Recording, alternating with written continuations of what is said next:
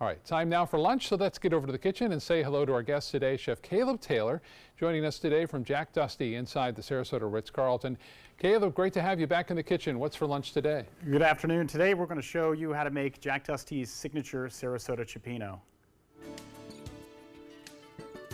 Let's get back to the kitchen. John is with our guest today, Chef Caleb Taylor from Jack Dusty at the Sarasota Ritz-Carlton. John? Indeed. Always a pleasure having Caleb in the kitchen. Good to see you again, sir. It's always great to be here. Thanks so much for always having us. Oh, it's a pleasure. Always tasty. So you're cooking up a traditional kind of San Francisco seafood dish? Exactly right. It's kind of been owned by the West Coast for some time, so we've brought it here to Sarasota. This Excellent. is a Cioppino. It's really a signature dish that we have at the restaurant. Yeah, like you said, based in San Francisco with Italian-American immigrants. The fishermen, right? Exactly. It's kind of like a potluck for them. It's a fish stew, almost like a bouillabaisse, right? So we're starting with a little olive oil here in our pan, and I have some beautiful elephant garlic here that I've sliced. You can see how big that is. Huge. But it's got a nice flavor to it. It's not, you know, bitey and bitter. So we're going to take some of that. We're also going to take some shallots. And the great thing about this dish, if you're making it at home, you can really use anything you have in the kitchen. It is a stew, so you can put just about anything in this. I'm going to turn this up a little bit there. But we're going to let this kind of simmer for a little bit, add a little heat. I like a little red pepper flakes in mine. Let this kind of simmer for a little bit, get that stirred up.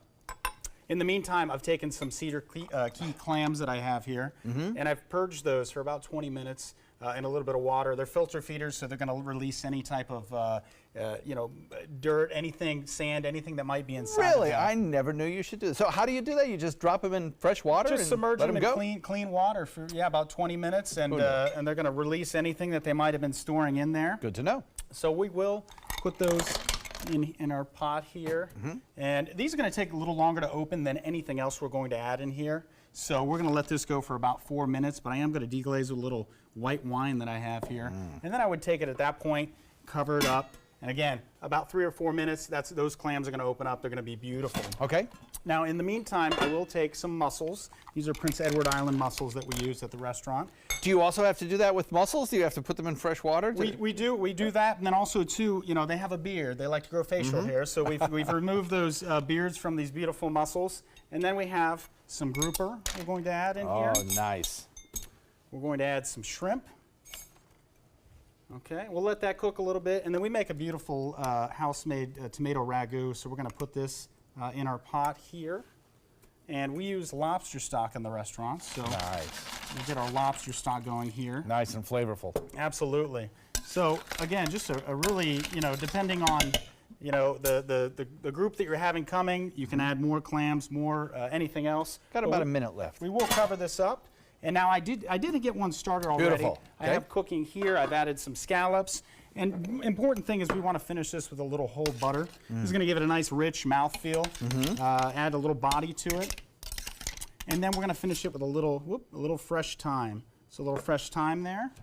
We'll put this in our pot here. Smells so good. Most important part of this, I saw you eyeing the bread. Yes. Is to serve this with a nice grilled, crusty bread so that you can soak up a lot of those different things inside of the dish. Nice. I want to remind everybody that the recipe for this is on our website, mysuncoast.com. Caleb, would you take a second and address the concerns of some people out there about shellfish and fish at this time of year with the red tide and everything that we've had? They're staying away from restaurants, and there's really not that need to, really. You're right. We have been selling a lot of steaks, a lot of chicken, but what's important is we purchase our fish is caught, you know, several hundred miles offshore to ensure that it is safe, and just working with all of our fishermen and our purveyors to ensure that we are getting the best quality product. So eat your seafood.